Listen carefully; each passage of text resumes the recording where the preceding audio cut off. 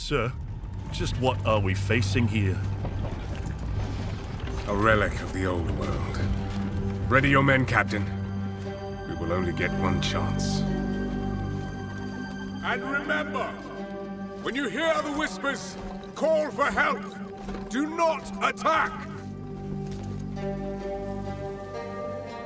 When you hear the whispers, what do you think he was on about? It's Dorman, right? Yeah? Then Dorman, shut your damn mouth. Ugh, why do I always get stuck with these rookies? Hey, the kid's got a mean cleave. Give him a chance. Quiet.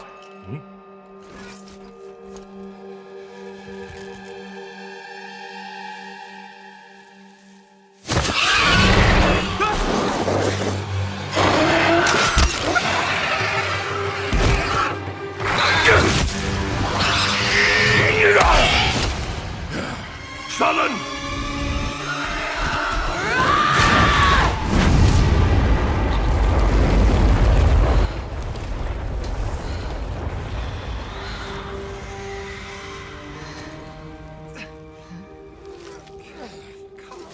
A mean cleave, eh, Captain?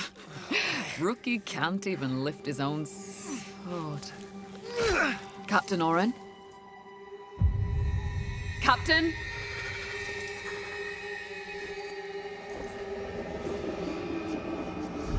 It's here. Rain! Send the signal! What the fuck? Rain! On my back, blade up! Come on! I'm ready! I'm ready!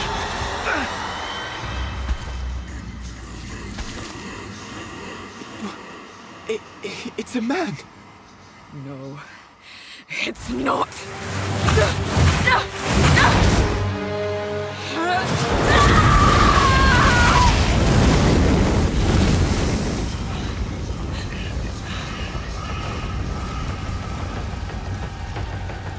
Run!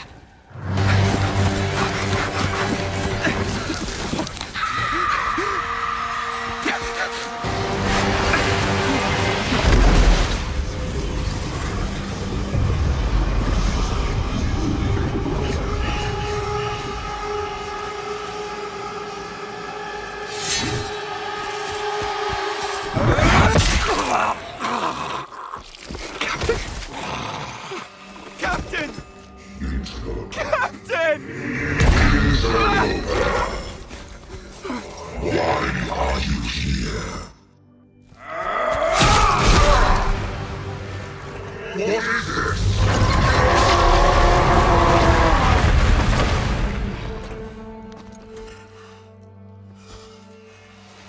Stop!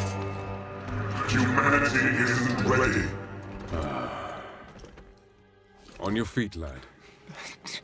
Sir, the captain, You'll be fine. Here.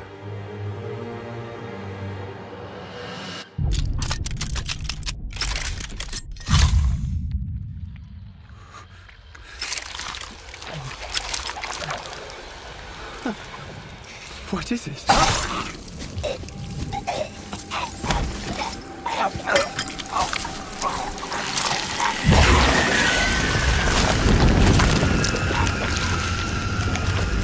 Get the body. Stop. Mortal. It can still be contained. You don't know what you have unleashed. Your kind no longer control this world. We cannot destroy your body, it's true. But you will watch as we destroy everything you have built. Bind him!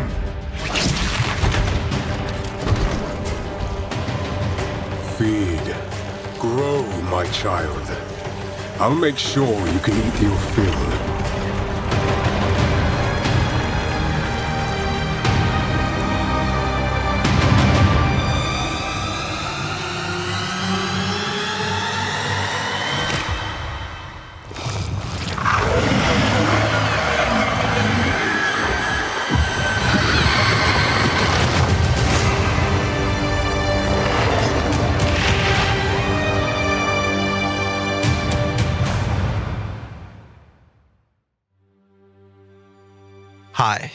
I'm Jonathan Rogers, Game Director on Path of Exile 2. Now, Path of Exile 2 is going into early access in around 2 weeks on December the 6th. But even though it's early access, this isn't just some small taste. The game is huge. In this livestream, we're going to be introducing everything you can expect. So without further ado, let's roll the gameplay trailer. Existence is a thing of beauty, precious, but impermanent. Life and death are mortal enemies, and yet bound to one another. The continuation of life must be protected at all costs. Some have said, my methods are brutal. To this, I say, there can be no salvation without sacrifice.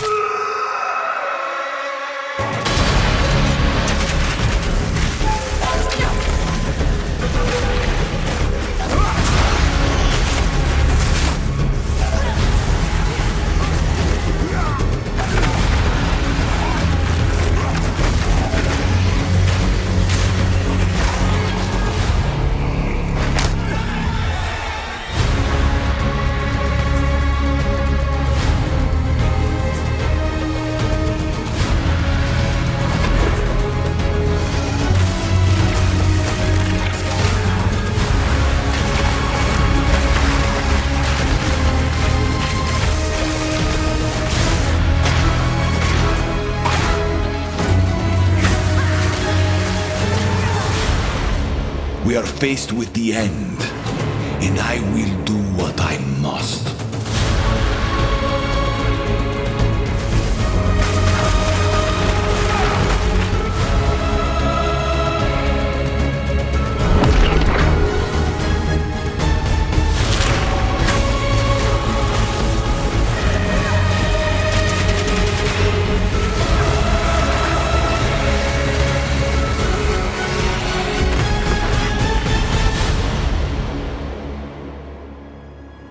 Those who obsess with death,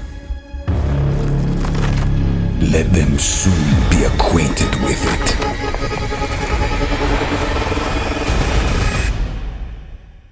Now, as you just saw, even in early access, Path of Exile 2 is a big game.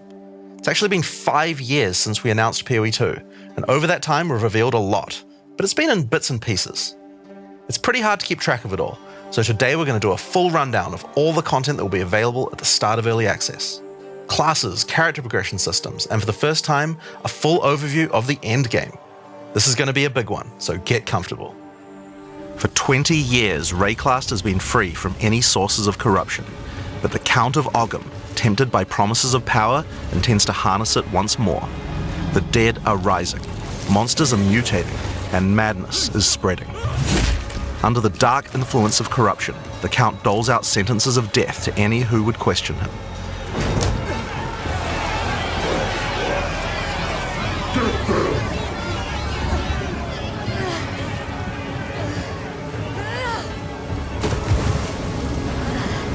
And this is where you find yourself at the start of POE2.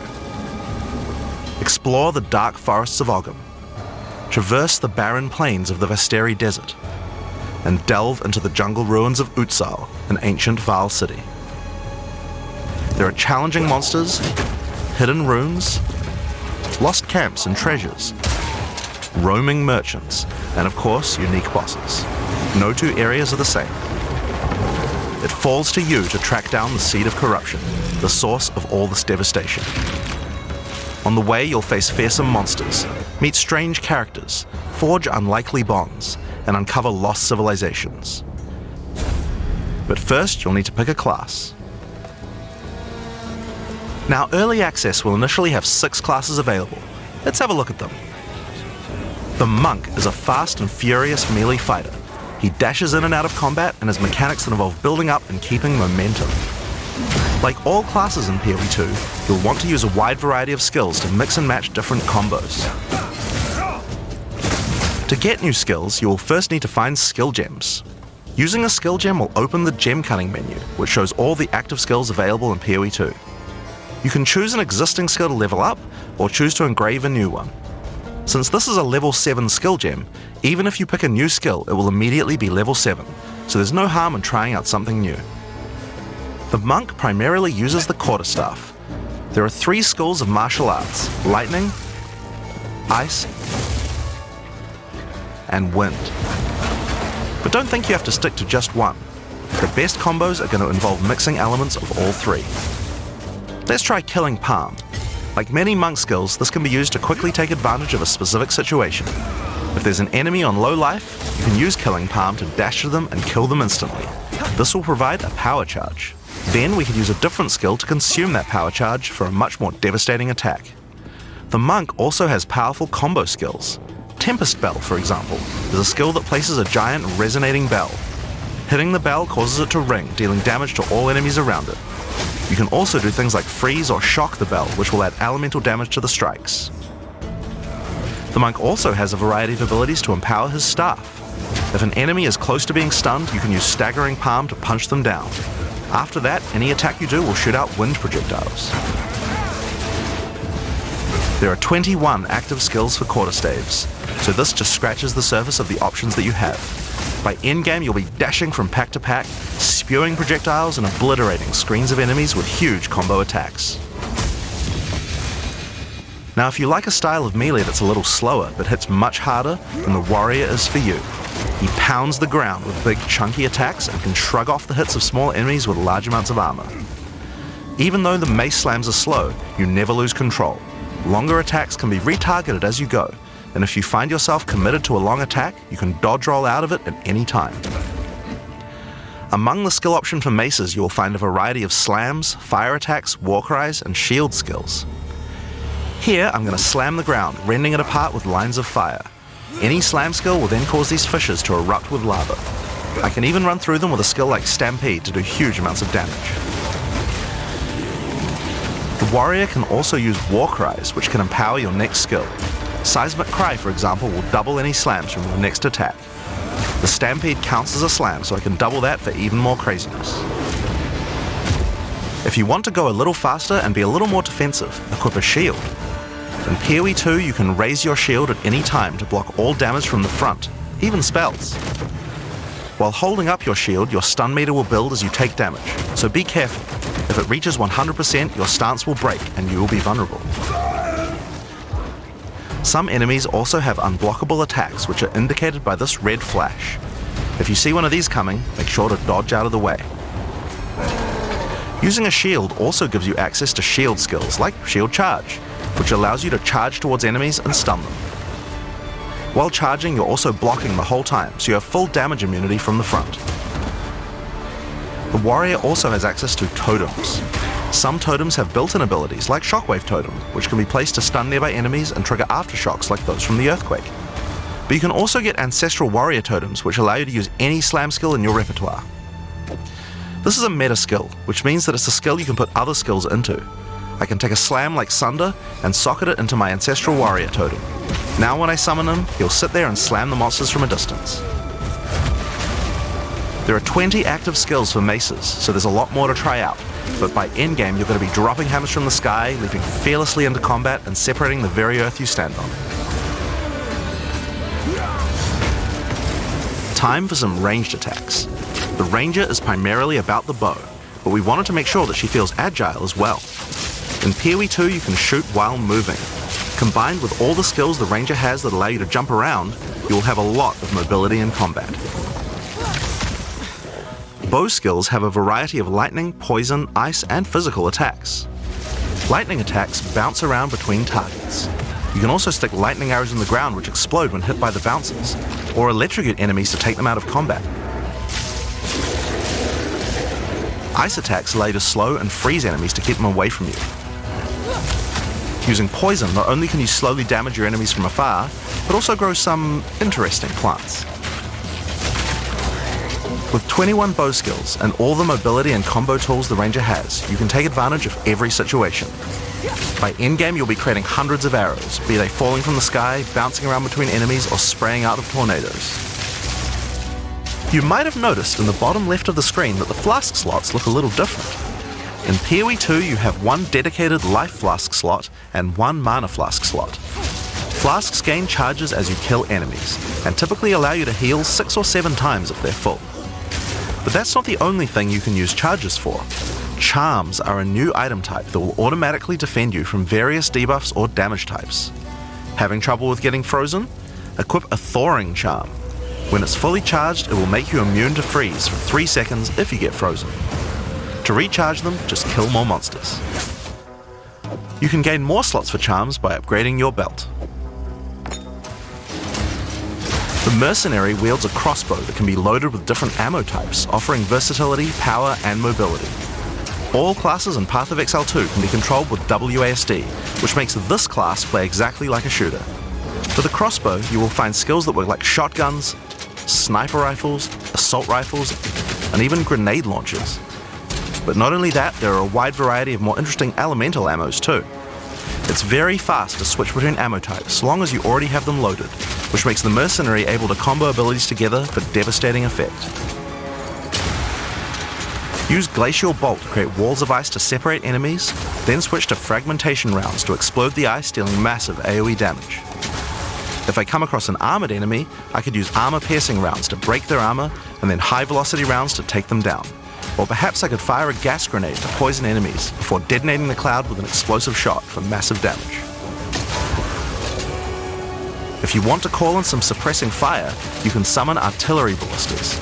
These have a minimum range, so you'll want to prepare your position carefully before moving in. There are 22 active skills for crossbows. By endgame, you'll be calling destruction down from the sky as you litter the battlefield with grenades and pepper your enemies with your automatic shotgun. If you're looking to take a backseat and let your minions do the work, then the Witch should be your choice. She can call forth hordes of undead monsters to fight for her while casting powerful chaos spells that debilitate her enemies. Occult skills are some of the most varied in the game, with skeletons, noxious spells, specialty minions, curses, and sacrificial magic. Before we talk about minions, we'll have to talk about a new resource in Path of Exile 2 called Spirit. This is a Spirit Gem, which allows you to pick from a range of persistent skills. All classes have a variety of these skills which can add some very interesting effects, like Arctic Armor, which does cold damage to enemies that hit you, or Raging Spirits, which summon fiery skulls each time you cast a fire spell. For the Witch though, we'll want to be using our Spirit to create permanent minions. These minions will be revived automatically when they die, so you don't have to worry about resummoning them all the time. Here I'm using the skill screen to allocate which minions I would like in my horde. You can see the spirit cost of each one. Skeletal warriors are cheap but weak, useful for tanking damage and distracting enemies. But I want more heavy hitters in my army, so I'm going to unsummon some warriors and instead add skeletal arsonists. Permanent minions come with special active abilities called command skills. You can order these guys to detonate your own minions for even more damage and area of effect. If you want a bigger army, you'll need a scepter. This new weapon type is imbued with even more spirit, allowing you to summon even more friends. And if you want an even bigger army than that, you can take advantage of corpses to summon true hordes of minions. But what can a witch do while her army is at work? Well, she has a range of chaos spells to spread disease amongst your enemies, or bone skills to impale them. Or, you could curse them to make them weaker so your horde can take them down. There are 25 active occult skills. By the endgame, you will be the leader of a fearsome army of the dead, consuming everything in its path. The sorceress bends the elements to her will, using them to unleash devastation on her foes. This classic spellcaster weaves a flurry of elemental magic from afar. The elemental skills have everything you might expect and more. Fireballs, icy explosions, lightning storms, you get the idea. Each spell is unique and has many different ways to build and combo with others, even between different elements. For example, Flame Wall conjures a burning line that not only damages enemies, but also empowers all projectiles that pass through it. If you place a wall and fire lightning sparks through it, they'll gain extra fire damage.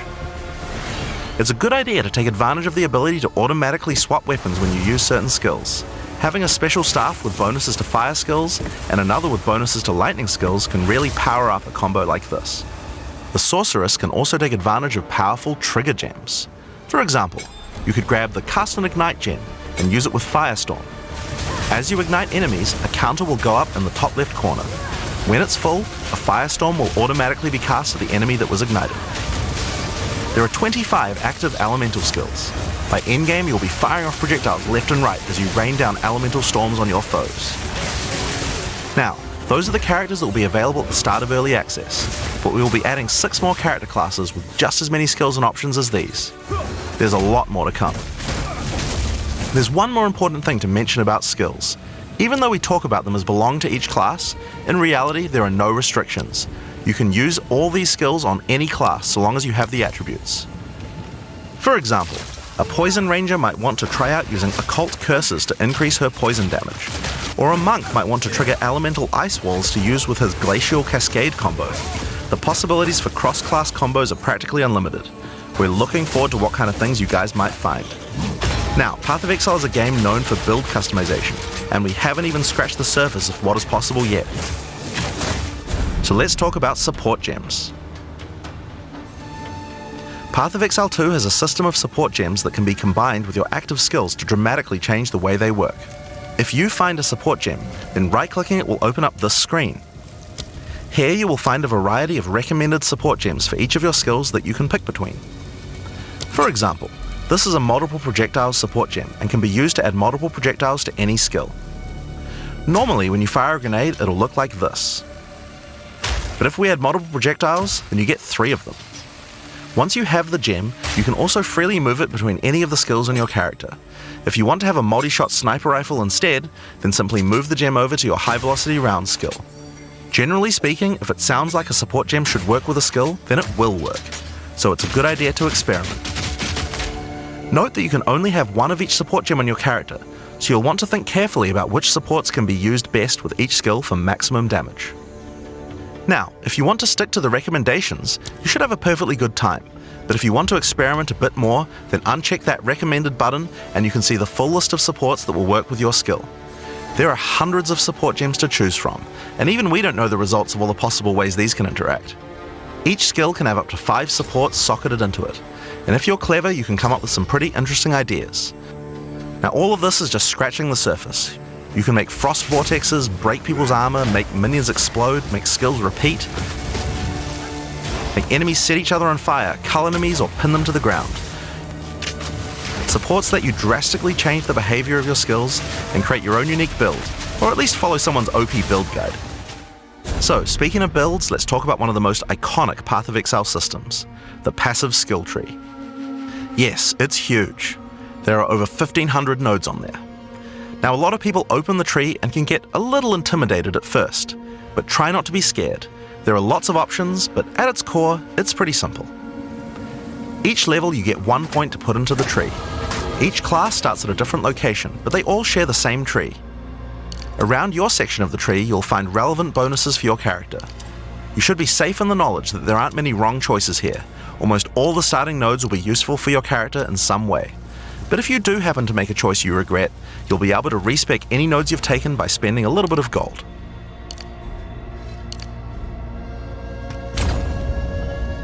Now, the tree is generally divided up into clusters which have similar themes. In each cluster you will find small nodes that give simple bonuses like increased damage, but the real power comes from notables. Notables normally have much more interesting bonuses, and they tend to care a lot more about how your build works and what skills you're using. For example, in the mercenary area of the tree, this one gives a 25% chance for crossbow skills to not consume a bolt. And here's one that gives grenades a chance to blow up a second time. This one gives a chance for projectiles to rebound off terrain, as well as giving you some pierce chance to make that more likely. Note that even though this is in the mercenary section, this would work with projectiles from all classes, so there are often reasons to go to different areas of the tree. In order to get between these clusters, you will generally have to allocate nodes in the attribute highways. Attribute nodes allow you to pick which attribute you would like to use, so it's very easy to get points for any attribute that your gear might need. You can change which attribute these nodes give you for half price at the respec vendor. In addition to notables, you will also find even larger passives called keystones. Keystones have both an upside and a downside, and often require changing your entire build to design around them. A great example is Giant's Blood, which allows you to wield 2-hand weapons in a single hand, but doubles the attribute requirements of them. You can use a 2-hand mace with a shield, or even dual wield them. how about Mind Over Matter, which makes all damage go to your mana pool first before your life pool, but you lose 50% of your mana regen. Skills like these can be tough to build around, but if you're up for the challenge, they can be very rewarding. As we showed you earlier on the Sorceress, you can swap between weapon sets on the fly as you use certain skills. One of the new features in Path of Exile 2's passive tree is that you can choose to have your passive tree change as you switch between weapon sets to take advantage of specific bonuses on the tree. For the Sorceress, you might want to change between fire and lightning specialization.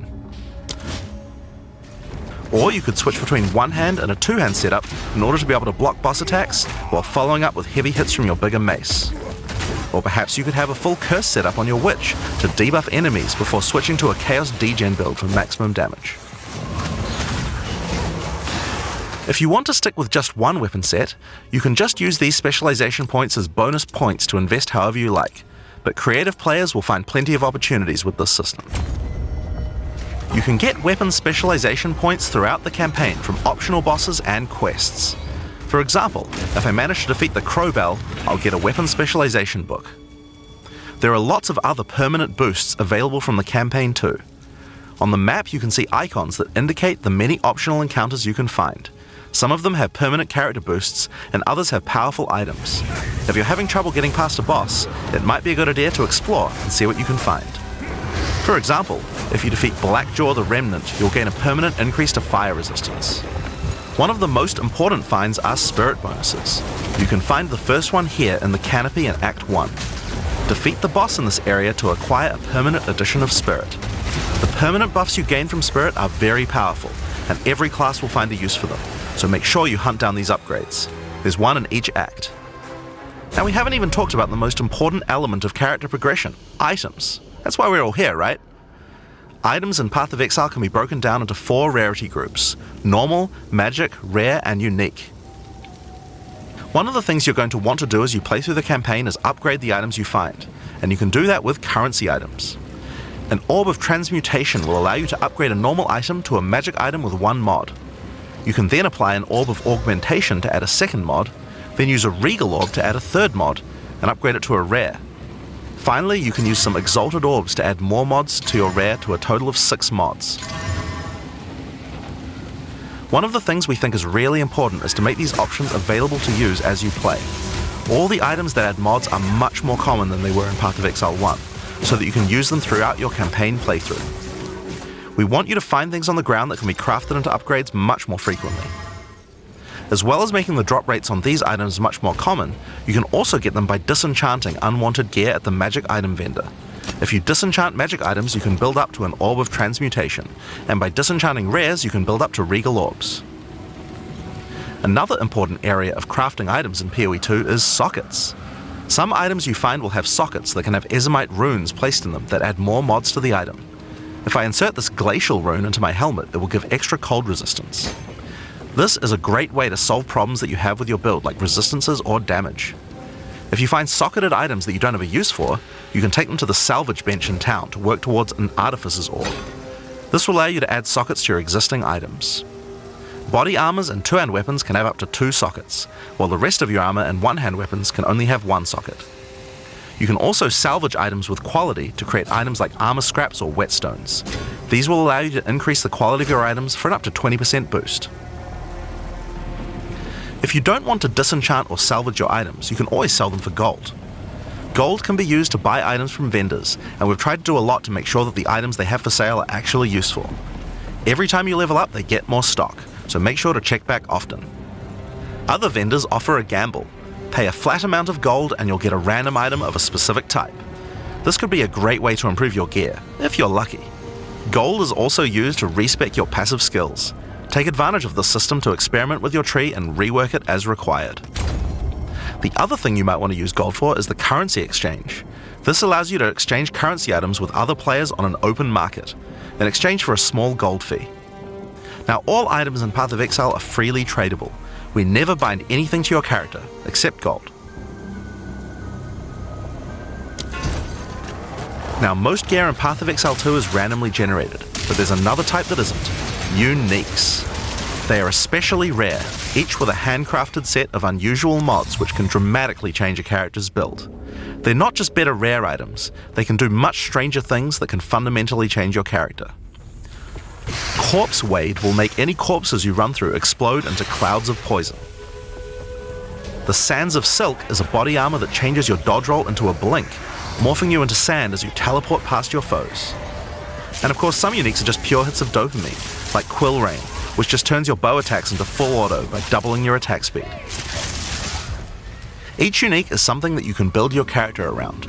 We try to make sure that most unique items have a potential use at endgame, even if you find them early on. And as you can see, every single unique item comes with custom art to match. The last character progression system that you can do during the campaign is Ascension. Starting in Act 2, you will come across Ascension Trials, tests that you must complete to unlock your Ascension class. We'll explain these trials soon, but first let's take a look at what Ascending can do for your character. Each class has access to 3 Ascendancy classes, but at the start of Early Access, only 2 per class will be available. Ascendancy classes are unique to each character class, so choose wisely. They can drastically affect how you build your character. As a sorceress, you could become a Storm Weaver, a master of the elements. Tempest Caller causes elemental storms to be summoned each time you do a critical hit with a spell. With Strike Twice, you can stack 2 copies of Shock for more damage, and going deeper into the tree, you can make all your damage types apply Shock. Make a Shock build from any skill. Alternatively, you could become a Chronomancer and command time itself. She literally has the ability to stop time with Time Freeze. Not only that, but she has many other time manipulation abilities. Using Temporal Rift, she can teleport back to a previous location, resetting her life and mana back to what it was. Or with Time Snap, she can reset all her cooldowns and cast all her spells again. On the Warrior, you can choose between the Warbringer or the Titan.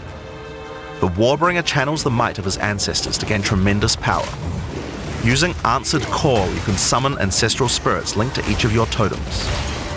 With Jade Heritage, you can encase your body in a protective layer that absorbs all damage until it breaks. Warcaller's Bellow allows you to explode the corpses of your enemies. And with Great Wolf's Howl, you can ignore the cooldowns of your war cries. Let all that anger out. The Titan class is all about hitting big. With Earthbreaker, every slam is a chance to create an aftershock. With Crushing Impacts, every hit becomes a crushing blow, which will allow you to stun your enemies with ease. With Surprising Strength, you can take advantage of stunned enemies to deal 40% more damage. As a ranger, you might choose to be a Deadeye, an expert markswoman who can take down foes with style.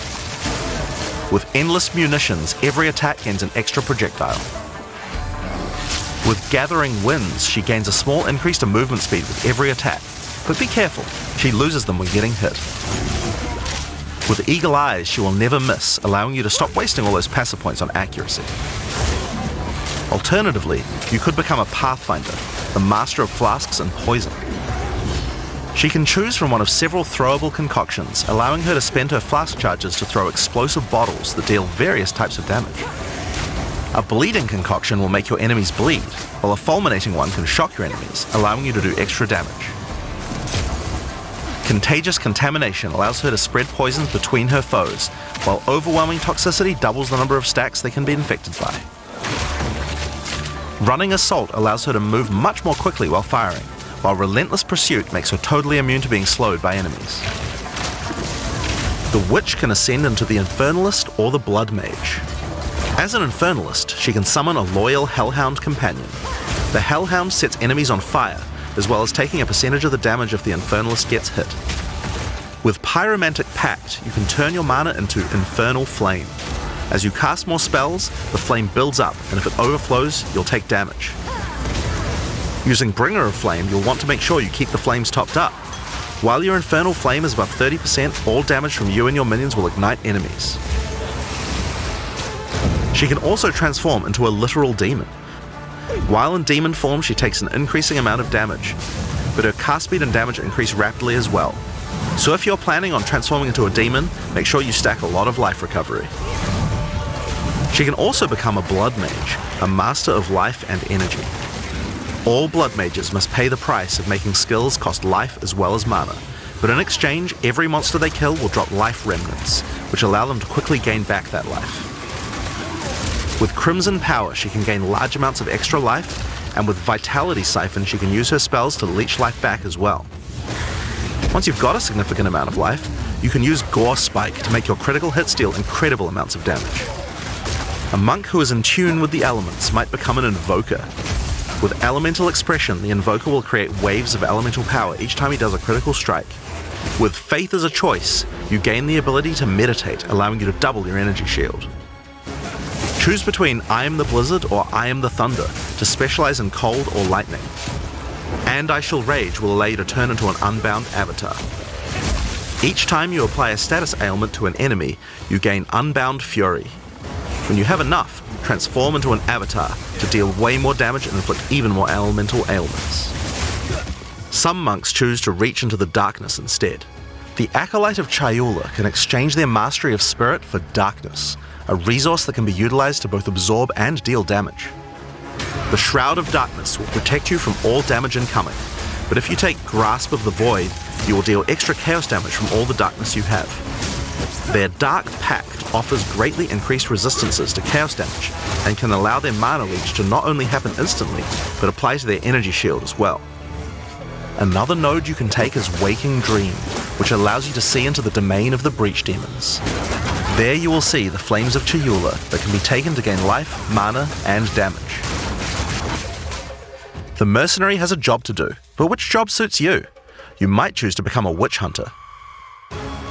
Obsessive Rituals will give you a sorcery ward, allowing you to defend yourself against elemental hits in exchange for less defense against attacks.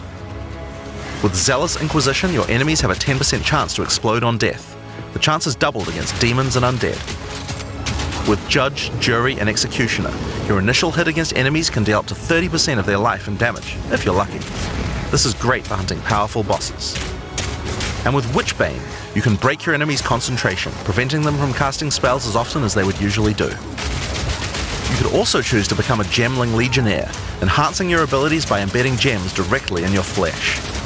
Integrated Efficiency will give you extra skill slots.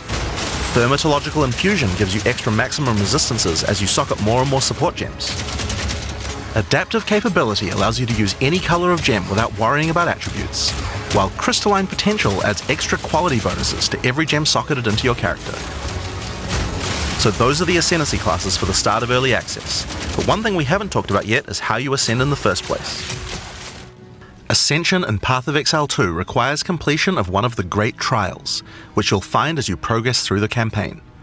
Each one is associated with one of the major cultures of Rayclast. Located in the Vasteri Plains are the Maraketh, a culture of rich tales and brutal traditions, who must do whatever it takes to survive in the desert. The highest position in Maraketh culture is a Sekima, and it is not a title given freely. All aspirants must complete the Trial of the Sekimas, a grueling gauntlet that will test their strength, will, cunning, and patience. To enter, a warrior of the Maraketh must prove their worth by trapping the soul of a djinn in a coin, and you are no different. Once you have earned your coin, it may be placed on the relic altar to begin the trial.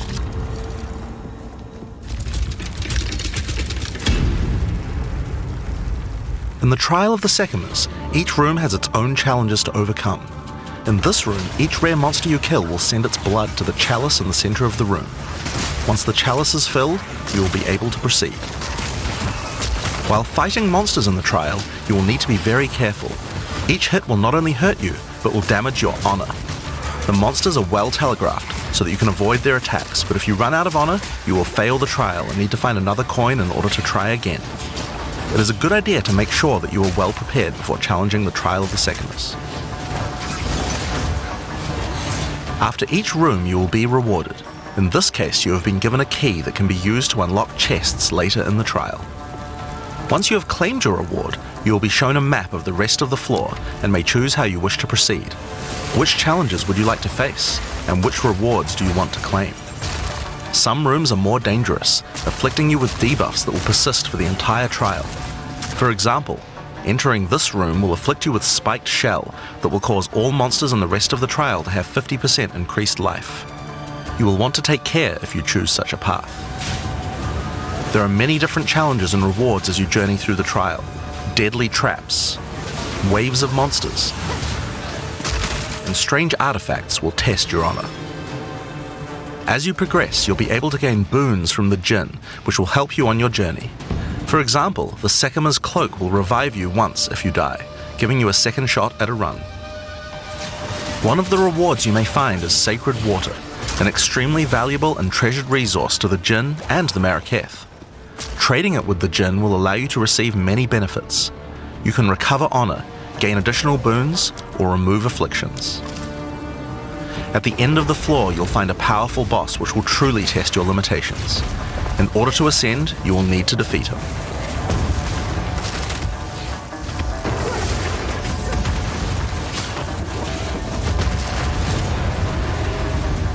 Having defeated the boss, you've earned the right to ascend, but first, the loot.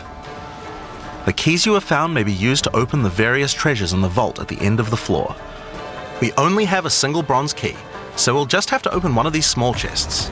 If you want to open the better ones, you'll need silver or gold keys. Let's use the Altar of Ascendancy. Your first ascension will allow you to pick your class and grant you 2 points to use in the tree. Now there are more floors and many more rewards that can be found within the Trial of the Sekimas, but we'll save that for the section on the endgame. For now, let's talk about the second Ascendancy Trial, the Trial of Chaos. In Path of Exile 2, you can choose whichever trial you like to earn your ascension. Each culture on Rayclast had their own methods to ascend. If the Trial of the Sekimas is not your kind of playstyle, or you're finding it too difficult, you could try another. You can gain all your ascension points from just one, or mix and match them. It's up to you. For early access, we will have 2 trials as options, with a 3rd trial coming later for the full release. While exploring the Vaal jungle, you'll discover the Temple of Chaos. Before the Vaal embraced the science of corruption, their civilization worshipped chaos. This ancient trial was once used by the Vaal to test their high priests. A high priest of the Vaal must show willingness to risk everything to gain power. Entry to the trial requires a token from a strange entity known only as the Trial Master. For those in which he sees potential, he shall inscribe an ultimatum. Many have attempted these trials in search of greatness. Most have perished. Will you be able to defy the odds? Before you begin each chamber, the Trial Master will offer you a reward and a choice. Choose one of 3 tribulations to affect you through the rest of the trial. These modifiers might beef up the monsters, curse the player, or add environmental hazards like turrets or trap runes. In this case, we will be picking shocking turrets. As you enter the room, the Trial Master will fill it with hazards to test your commitment. In this case, you must destroy all the monsters that fill the room, while dealing with the lightning projectiles from the shocking turrets.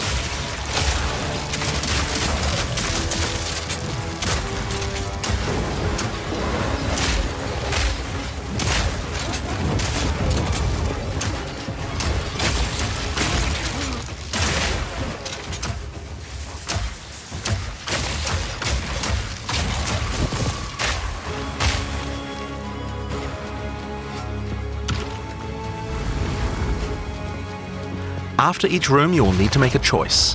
Take the rewards you have earned so far, or go double or nothing. Increase your rewards, but take on more risk.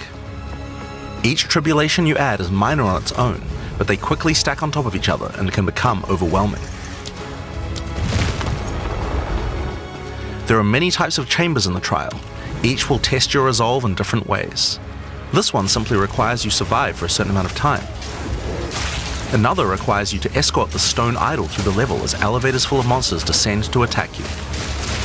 Should you be able to get through the first 3 chambers, you will face your first boss. The order of the bosses is random, and combined with the tribulations you have selected, the fight will never feel the same. After defeating the boss, you may claim your rewards. Of course there are the items, but you also gain the right to ascend. If you already did the Trial of the Sekimas, then you can claim 2 more points to add to your Ascendancy class. Now it's possible to go much deeper. There are more bosses, rewards, and risks to take, but we'll talk more about that when we get to Endgame. So how about we talk about that now? So far, we've only been showing you footage from the campaign, but some people would argue that the endgame is where the game truly begins. Something that happens almost every time a new action RPG launches is people saying, there isn't enough endgame content. Well, we want to make sure that in POE2 people don't feel that way, and we actually only changed our development priority for this recently. The first 3 acts of POE2 already take around 25 hours to complete if you're a new player. This is already a pretty significant campaign. On the other hand, people spend hundreds of hours in Endgame each league. We realized that finishing the rest of the campaign for early access was actually a bad idea. Instead of having Acts 4 to 6 in early access, we could concentrate on Endgame and make that great. For new players, a 25-hour campaign is already a huge game with lots of content. But for existing action RPG players, what you mostly care about is all the endgame challenges to overcome. So several months ago, we switched the entire development team's focus over to making endgame content. At the start of early access, there will be 50 bosses and around 400 monster types. But the great thing is that the rest of the game is like 80% there. We'll be adding content to roughly double the size of the game during early access and into release. Now, in order to make the endgame happen at the same character level as what it would be after we added the rest of the acts, we've added a second difficulty level called Cruel, where you repeat the campaign with all the monsters and bosses leveled up. And of course, new rewards. You can kind of think of it as like a new game plus.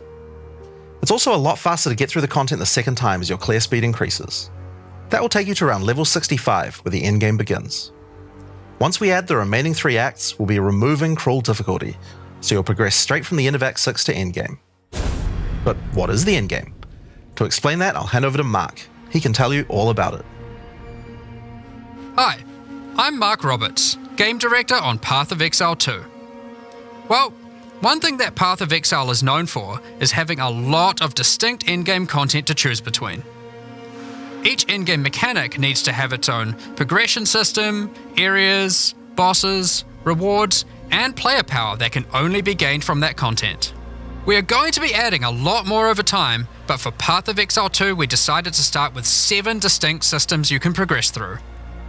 This is the Atlas, and it serves as the core of the endgame for Path of Exile 2. It's infinite and expands in all directions. Now, we are not going to spoil the plot too much here, but corruption from the beast has blighted the land, and your objective is to help fight it. In the center of the Atlas you will find the Ziggurat, a temple in which the Vaal research the fundamentals of space and time. Here, we can open portals to nearby locations and begin cleansing corruption and finding resources. In order to power the portal device, we will need waystones. Each waystone has a tier which will determine the level of the monsters that you will face. To go to an area, simply click one that is adjacent to an area that you have already completed. Insert the waystone and click Traverse. Portals will open, allowing you and your party to travel to the area you have selected. All the areas in the endgame feel distinct from the locations in the campaign, and we have dialed the randomization up to 11. The monster packs you will face in each map are totally random, and the combination of them can lead to some very interesting combat situations. There are over 400 monster types in early access, and they have a lot of varied and interesting abilities. Depending on which combinations you face, you might find some serious challenges. In order to cleanse the corruption from the area, you will need to defeat all the powerful rare and unique enemies in it. Once you have done that, the area will be marked as completed and you will be able to travel past it to progress deeper into the world. If you die, then the map can no longer be run, and you will have to find another way around to get to the areas behind it. There are also all kinds of other random encounters you might run into as you play maps. One such encounter are precursor artifacts. These are ancient, corrupting monuments that irradiate the monsters around them. The monsters that feed off the corruption are drawn to their power. If you defeat the monsters and cleanse the artifact, you will get a powerful temporary buff. Some of the buffs make you faster, others rain lightning or fire around you, and some even give you increased experience or help you find better items. You can also find strong boxes. These enigmatic chests guard piles of treasure, but are always a trap. Monsters lie in wait to attack you the moment you open it, and the boxes often have mechanisms to unleash powerful spells or dangerous debuffs. There are different types of strong boxes containing different items, and you can even use your currency items to craft them on the fly, so you can optimize the contents. But be careful of opening one you can't handle.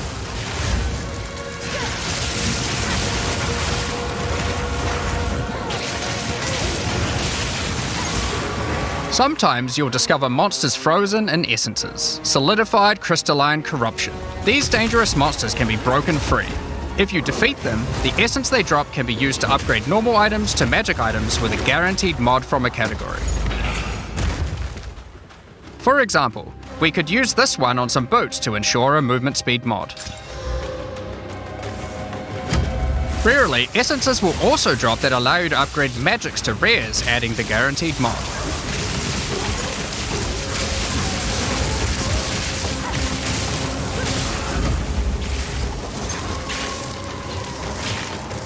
This is incredibly powerful since it allows you to get a second deterministic mod in your crafting projects. Combining these with the currencies that are commonly found in Rayclast for modifying items, and we can get a very nice pair of boots indeed. Waystones, like all items, can also be crafted using your currency items. Adding prefix mods will improve the rewards, while suffix mods increase danger. The more dangerous a map is, the more waystones will drop.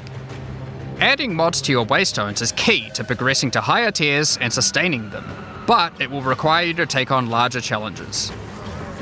There are a variety of factors you'll have to consider when crafting your waystones. Some maps will have higher density, some lower, some have more magic and rare chests, or monsters, some are more linear and others more open.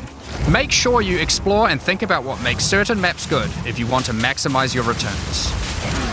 As you cleanse corruption from higher and higher tiers of the Atlas, you will gain points that you can spend in the Atlas tree. This tree allows you to juice the danger and rewards of all areas in the endgame. You could increase the number of monsters, the number of rares, the number of precursor artifacts or strongboxes, even the quantity of item drops. As you explore the endgame world map, you'll notice various different biomes, from snow-capped mountains to dense jungle valleys. Most maps are restricted to certain biomes. As you continue to explore deeper into the Atlas, there are all sorts of things to discover. These cities are constructed by different peoples of Rayclast, and have specific items that can be found there. These strange structures marked on the map don't appear to do anything for now. Perhaps you'll work out how to use them later. You might find unique maps like Untainted Paradise, an undisturbed island full of beasts that give an extreme amount of experience. You may even find a lonely man just enjoying his retirement who will give you a unique item for free. In addition, you can find special areas that would make a good spot to set up camp. Clear these areas of their hostile inhabitants, and you'll be able to claim them as your own hideout. You can decorate your hideout as you see fit and invite various NPCs to join you there to create your own personal base of operations. A great tool for exploration are towers. These mysterious precursor constructs are dotted around the Atlas. Completing the tower will reveal a large area around it, allowing you to scout out your next challenge. There are lots of things to find, so keep looking. Some sections of your Atlas are influenced by corruption. This adds extra modifiers to the maps in the region, increasing difficulty and rewards. Here, slaying monsters in close proximity to each other will cause the vestiges of corruption within them to merge together, forming powerful and grotesque abominations. You may have noticed while looking at the Atlas that some of the areas have these icons above them. The icon indicates that the area contains some kind of special encounter. This icon indicates that the area has a powerful boss. Because only 1 in 4 maps contain a map boss, we are able to make them very powerful and very rewarding. These bosses come from the campaign, but have had their difficulty increased with changes to AI and some of their abilities. It's worth noting that because you can see where the bosses are, you can choose to take them on or avoid them. If you do choose to hunt bosses though, then you will be rewarded with special points for the boss hunting section of the Atlas skill tree. The points here will allow you to specialize in boss killing, giving you much greater rewards for defeating them. For each different type of content in the endgame, we are adding specialized trees in order to make it so you don't feel the need to respec your points when you change between different types of content. We will be showing you 7 of these by the end of this presentation, so there is still a lot more to come. Bosses are not the only icon you will see on the Atlas. Let's take a look at one of the endgame systems, Breach. If you played PoE 1, you might be familiar with Breach. For PoE 2, we have created sequels to several PoE 1 leagues. While the mechanic is familiar, the monsters, bosses, rewards, and progression are all new. A breach is a tear in the fabric of reality. Opening it will allow you to see the demons and otherworldly monstrosities that lie in wait on this other plane of existence. By engaging with a breach, you'll create a bridge between their world and Rayclast. In order to keep the breach open, you will need to kill the demons that pour forth. The faster you can kill the monsters, the more monsters you will fight, and the more loot you will find. You can also find clasped hands that will open and drop more items if you run over them. These can be a good boost to the rewards of the breach, so keep an eye out. One of the rewards that you may find while fighting monsters from Breach are tablets. Tablets are special items that can be used with precursor towers to add more encounters to the Atlas. Breaches will drop breach tablets. Clicking on a completed tower will allow you to consume the tablet to add more breaches to areas within range of the tower. This makes all the content in the Atlas self-sustaining. Want to do more breaches? Find the tablets, add them to your towers, get more breaches, getting more tablets. Soon your Atlas will be covered in otherworldly domains.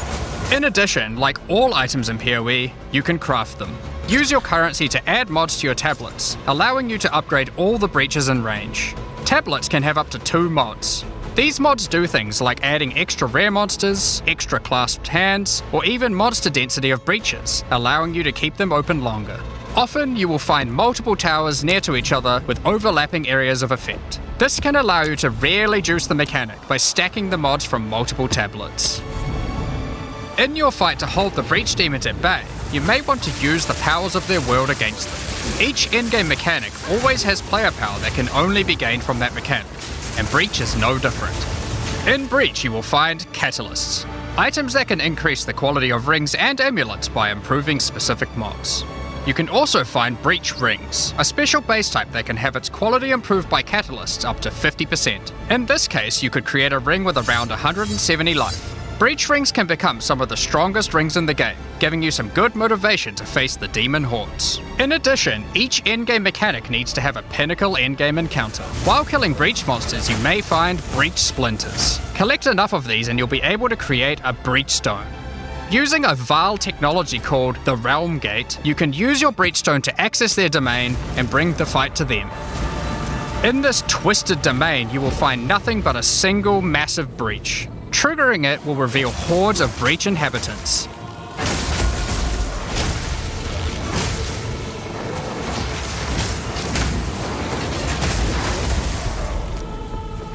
And should you be fast enough, you will be able to fight their leader, Zesht. We that are one.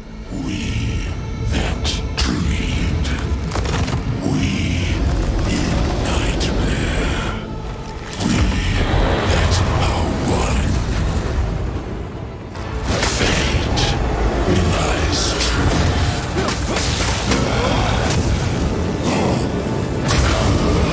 Sobbing sun.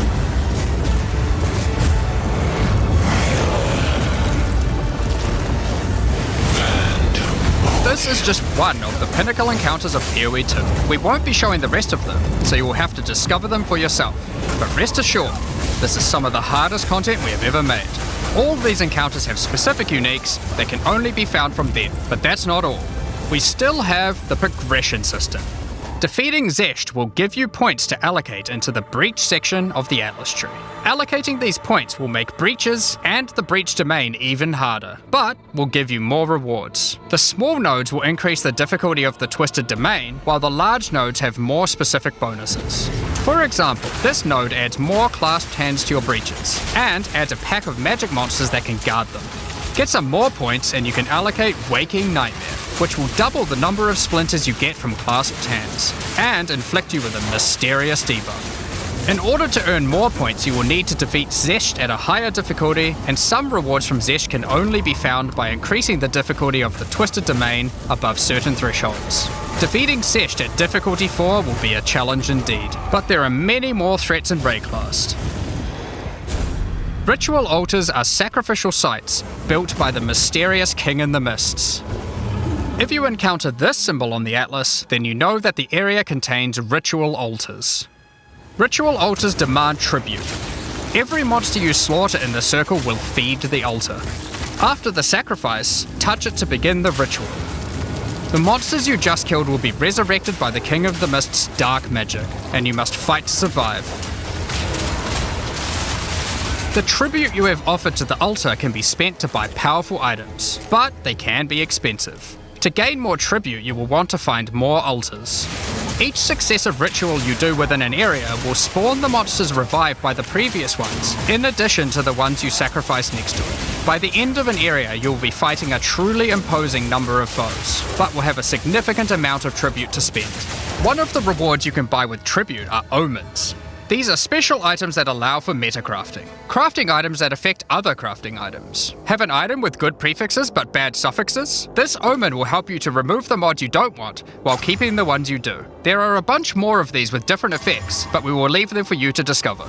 Now don't forget that Ritual will also drop tablets which can be used to specialize into getting more rituals. If you want to get to the Pinnacle Boss of Ritual, then you will probably want to use them. They can also be crafted to grant mods, making your rituals more rewarding. The pinnacle encounter of Ritual is the King in the Mists. Feared by the Asmeri people, he is said to have brought eternal darkness to the Wildwood. We won't show the encounter, but just like Breach, there are a range of unique items you can get for defeating him, and you will gain points in the ritual section of the Atlas tree. Some maps have been touched by insanity. A mysterious entity has taken a special interest in you. Step through the looking glass and you will find your nightmares coming to life. When you touch a mirror, the mists of Delirium will spread out across the area, infecting your mind. You must stay within the mist to maintain the nightmare, which is as profitable as it is terrifying. Everything you kill will increase the rewards that drop. However, the deeper into the mist you travel, the stronger the monsters are. Be careful not to overstay your welcome. Rare and unique enemies will become vessels for terrifying demons, who will manifest out of them to unleash powerful attacks on you. The mist also offers a strange crafting material, distilled emotions. By combining these emotions, you are able to instill your amulet with a notable from the passive skill tree. This is like gaining an extra passive point for free, attached to your gear. They are also particularly great because you don't have to traverse the tree to get them, allowing you to get off-class bonuses that would normally be much harder to get. Distilled emotions can also be used to instill your endgame maps, applying Delirious to them and adding additional difficulty and rewards, allowing you to further juice your endgame maps. The tablets you can find from Delirium can be used to further improve it, increase pack size, make the fog dissipate slower, or improve your progress towards the pinnacle encounter of Delirium. Speaking of which, every now and then you will find simulacrum splinters. The mysterious entity will create strange encounters based on warped versions of your own memories. Monsters and simulacrums come in waves that get progressively more difficult. You will receive loot at the end of each wave, and you will have to make the decision to leave now or continue on, facing up against even tougher foes from the mist. The bosses you will face as you get deeper into a simulacrum are truly terrifying. If you can complete a simulacrum, you will gain points for the Delirium section of the Atlas skill tree.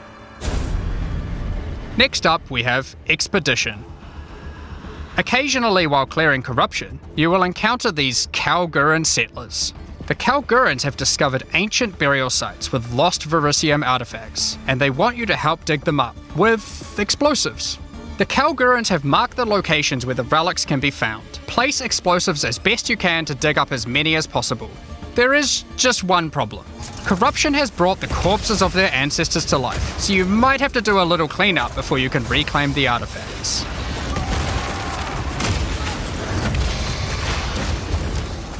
You can also find remnants, the destruction of which will further anger the restless dead. Each one you blow up will make the subsequent monsters more powerful, but also more rewarding. Danig, Rog, Tujin, and Gwenin will exchange the artifacts for useful items and runic magic. You can also find tablets to increase the number of expeditions and the rewards. This one increases the radius of explosives, while this one increases the number of remnants you will find. Eventually, you might discover a logbook. These are special maps full of buried treasure and relics, essentially one giant dig site. Here you can create an extremely long chain of explosives and go through a very high number of remnants. But be careful, many remnants have mods that can really brick your build, so you will probably want to avoid these ones. If you add too many remnants, you could easily make the encounter harder than you can handle. There are all sorts of interesting things buried under the ground in logbooks. You might find dripping caves and hidden pirate caches, but the most powerful encounter is Olroth, the ancient undead commander of the Knights of the Sun. Defeating him will grant you unique rewards, as well as points to spend in the expedition section of the Atlas tree. So those are the endgame systems on the Atlas, but we are not done yet. The trials we talked about earlier have much more content when you get to Endgame 2. Just like the other endgame systems, they also have progression mechanics, unique rewards, and player power that can only be gained from them. As you get higher level coins for the Trial of the Sycamores, you will unlock more floors to explore. Each floor has its own challenging rooms and a floor boss that you will need to kill.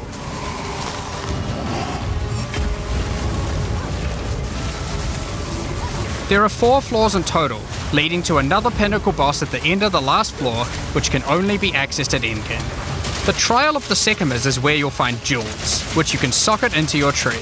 These are like passives that you can craft with your currency items. They can be really powerful as they allow you to stack modifiers that may not be easily accessible on the tree normally. This jewel gives lightning damage and shock chance, for example. There are quite a few jewel sockets on the tree, so it's possible to gain a lot of power here. There are also other types of jewels that don't provide any bonuses themselves, but affect other passives surrounding them. This jewel increases the effect of small nodes and radius by 25%. With careful placement in the tree, you could get a significant amount of power from it. There are also unique jewels available with very interesting effects, but you will have to find those for yourself. In order to push further into the trial and uncover the secrets of the Maraketh, you will want to take advantage of its progression system, relics. Relics are items that can be placed in the relic altar as you start the trial. They give special bonuses that affect the trial, making it easier and increasing its rewards. Of course, you can craft these with your currency items, making them even stronger. If you can complete the entire trial overcoming all 4 floors, the final boss will reward you with one of many unique relics. These relics will be consumed when used on your next run, but can reward you with unique and powerful items. For example, this is the Last Flame. If you use it, you will have only 1 honor for the entire trial, so you will need to do a completely hitless run. The Trial of Chaos also extends into the endgame. As you gain inscribed ultimatums of higher and higher levels, the number of chambers that you can go through increases. In true Vaal style, this allows you to take even more risks for even more rewards. At endgame, you can progress through up to 10 chambers with 3 bosses on a single run. Stacking 10 tribulations on top of each other will make this a significant challenge, but it's worth it. The Trial Master will tempt you with items of the Vaal Empire, such as Vaal Orbs. Vaal Orbs are powerful crafting items that corrupt your gear with random, mysterious outcomes. Corruption prevents an item from being modified further, so it has to be the last step of your craft, but it's also the most impactful one. For example, if you use one on your body armor, it might add a new powerful enchantment, or it might re-roll up to half of its modifiers. Vaal Orbs also have the ability to add a socket, allowing you to bypass the normal restriction of how many sockets an item can have. A body armor could get up to 3 sockets this way, allowing for a significant number of mods. Vaal Orbs can even modify uniques. Adding enchantments or sockets to uniques can make them incredibly powerful, but there is a good chance that you will break them as well. The Trial Master will also occasionally offer you soul cores. Originally formed by Chaos, the Vaal sought to replicate soul cores through human sacrifice rituals and blood magic to power their civilization. Soul cores are powerful socketable items, with mods that cannot be obtained from regular runes. Like all endgame content, there is of course a Pinnacle Boss. The final chamber will drop keys to this mysterious door. Some say this is where the Trial Master himself resides. Perhaps you are willing to take the risk to find out. Had enough yet? Because there is still just one more thing. The most difficult content in Path of Exile 2. While mapping, you might come across this fortress that has emerged from underground, surrounded by an enormous maze riddled with danger. Is the maze preventing something from getting in, or something getting out? This fortress is of ancient origin, and its construction has similarities to the towers and tablets that you have been using on your journey through the endgame. It is clear from the entrance that there are 3 keys required to enter. Local factions are vying for access to the fortress in order to seize the power they believe will be inside. Each of the faction's leaders have managed to get their hands on one of the keys, so you will need to defeat them. Each faction is led by an Uber Act boss. You can see one of them inhabiting the city, but in order to fight him, you will first need to defeat their 2 lieutenants in the adjacent zones. Be careful. If you fail against either of the lieutenants, or to kill the leader, they will move on, and you will need to find them again. Kill all the Uber bosses and you will gain access to the fortress.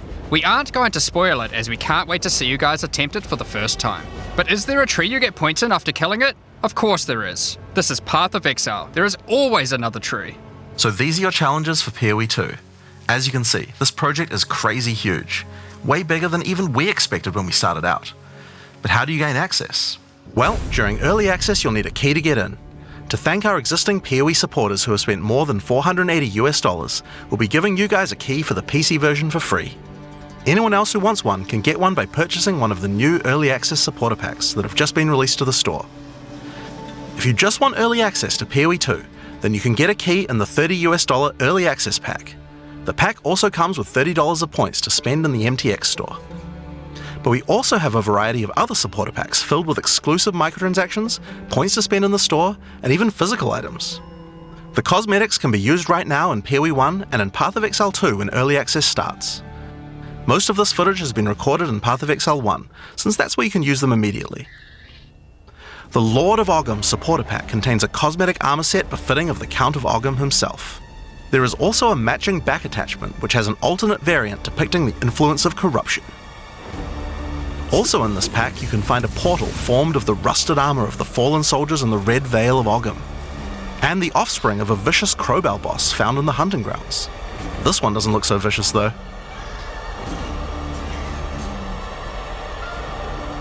On top of that, you'll receive the Iron Count's Zweihander to apply to your one-handed or two-handed swords. For those who are wanting to decorate your hideouts with fond memories and tales of Path of Exile's history, you will also get a series of hideout statues. This pack contains the statue of Hillock. For Path of Exile 1's closed beta, each pack contained a true New Zealand icon, the Kiwi. Following this tradition, all packs in this series will also contain a new themed Kiwi pet. The pet will loyally follow you into battle, but run away at the first sign of trouble. Become the ruler of the desert with the King of the Farad'n supporter pack. Show your mastery of traversing the sands of the Vasteri Plains. The body armor will allow you to glide along the ground with ancient sand magic. Now each armor set comes with body armor, boots, gloves and helmet, but the boots are covered in sand. If you'd prefer to show them off, you can turn the gliding off if you want. The accompanying back attachment equips you with two powerful pillars that can control and manipulate lightning. They will periodically release their energy in a powerful blast while in town, and hover in a circle around you, arcing lightning between them, forming a barrier of energy. Replace the appearance of any bow with the Farad'n's Glory skin, or replace the appearance of a spear with the Tyranny's End spear skin. This spear skin can be applied to staves and war staves in Path of Exile 1. If you want to truly show your worth as a King of the Farad'n, then you definitely need your trusty, moving, entire city fortress known as the Dreadnought to travel across the Vasteri Plains. In Path of Exile, you can decorate your hideout however you like, and it's no exception here. It comes with a variety of thematic elements to use, or use decorations from elsewhere in the game. Additionally, you will get the Deshret's Blessing level up effect, the King of the Farad'n Kiwi pet, and last but not least, a statue depicting the Vile Oversoul from Path of Exile 1. For those who don't know how supporter packs work, each pack comes with all of the cosmetics from the previous tier, so you'll get all the items from the Lord of Ogham supporter pack as well. The Thaumaturge of the Vaal supporter pack features an armor set and back attachment themed around the Vaal and their pursuit of science and progress. You can find the Soul Core weapon effect in this pack, which causes thaumaturgic energy harnessed from sacrifice to spill from your weapon. This pack also contains Doryani's Idol. It replaces the default appearance of any foci to an ancient relic once used by Doryani, and this can be applied to shields in Path of Exile 1. That's not the only Vaal weapon you'll find. It also contains the Wand of the Thaumaturge skin, and the Royal Sacrifice Dagger skin. You wouldn't think to put sacrificial gems on a Kiwi, but the Vaal did. Thaumaturge of the Vaal supporters will receive the Thaumaturge of the Vaal Kiwi pet, and the Statue of Dominus. This is also the first pack in the series with a physical item. When purchasing this pack, you'll receive a Path of Exile 2 logo t-shirt, but if you don't want one, you can opt out in return for additional points to spend in the store. Becoming a Warlord of the Karui supporter will grant you an armor set and back attachment adorned in jade carvings and iridescent feathers resembling Pawa, enough to even impress the ancestral gods, specifically Tukohama, the Karui god of war. Overkill, you say? I think the Karui people would disagree. Why not drop a gigantic totem on rare enemies you slay to crush them to a pulp? Replace your crafting bench in your hideout with the Ancestral Canoe crafting bench, where Ancestral Chief Mata will summon a giant canoe manned by Karui warriors to aid in your crafting desires. We must all start somewhere. You'll also get a pair of weapon skins. Equip Akoya's Felling Axe skin to your one-hand or two-handed axes, or Tukohama's Crusher to your one-handed or two-handed maces. A true Karui warlord is always accompanied by their trusty Kiwi. Equipped with armor and harnessing ancestral magic, they make the perfect sidekick. Once one of the most feared beings in Rayclast, Malachi was slain by a powerful exile. May the statue commemorate the virtue of exiles past, present, and of the future. Of course, it's not all about dressing up in game. You'll want to look good in real life too. By becoming a Warlord of the Kurui supporter, you'll also get a Path of Exile 2 hoodie. Our final tier of supporter pack in this series is the Liberator of Rayclast supporter pack. The Liberator of Rayclast armor set and back attachment come made with the finest materials in Rayclast, and shattered glass mosaics suspended in divine power. Set up your base of operations in the Beacon of Salvation hideout. Why restrict yourself to just one island when you can liberate more? The Beacon of Salvation hideout comes equipped with your own collection of small islands and personal operators of boats that you can use to row between them. Just walk to the piers, click a boat to enter and navigate as you choose. Decorate each island as you see fit to best represent your well-earned hideout. Everyone in your hideout can use their own boat. Why not have some races? You can also get the Window to Twilight portal effect, a beautiful mosaic piece of art that shatters and reveals a gateway to your desired destination as you approach it. As you walk away, the glass magically reforms back to its original form. Rule in style with the Throne of the Ruler map device. Sure, this map device can create portals to endgame maps, but it also comes with a throne you can sit on to oversee your growing kingdom. Look down on the plebeians running your maps. Being the Liberator, though, is not just about sitting on your throne all day. If you do decide to join the fight yourself, you can leave a High Priest in charge as your second in command. Liberator of Rayclast supporters will also get a set of varied weapon skins. The Light of Divinity Scepter skin, the Deliverance Crossbow skin, the Justice Flail skin, and the Redemption Shield skin. Once again, you'll have an accompanying Kiwi, and of course a statue depicting one of the most iconic events in Rayclast's history, the battle between a powerful exile and Kitava, the Insatiable. With the help of two deities, Sin and Innocence, the exile was able to defeat him once and for all. This supporter pack also contains the Path of Exile 2 art book. This 215-page full-colour art book includes a huge amount of amazing concept art and lore produced during the long and exciting journey of Path of Exile 2's development. And finally, Path of Exile has a tradition of letting the community participate in designing game features. For Path of Exile 2, we'll be adding the Twilight Order Foil Reliquary. By becoming a Liberator of Rayclast supporter, once Path of Exile 2 is released, you will be able to select any unique item you have found and be able to drop it from the Reliquary. Once players have submitted their items, keys to the Reliquary will start dropping, and other players will be able to find foil versions of uniques that you have submitted along with a message for the lucky player. The more players submit the same unique, the more chances there will be for the Reliquary to drop them, so choose wisely. Now, almost all of these items are available to use in PoE 1 right now. There are a few exceptions where the item class clearly doesn't exist, such as crossbows or flails, and there are also a few microtransactions on weapon types that are unavailable in PoE 2 at the start of early access. Once classes that use those weapon types are added, those microtransactions will be available to use. If you can't decide which supporter pack to choose yet, you can always start with the early access supporter pack that just includes a key and some points to spend in the store. Then you can upgrade to any of the following tiers at a later date. These supporter packs will be available for purchase throughout early access. We'd really like to thank you for your ongoing support. Without you guys, Path of Exile 2 could not have happened. Now, I'm sure you guys have a lot of questions. Stick around, because coming up next, we have a live Q&A with Ziggy D.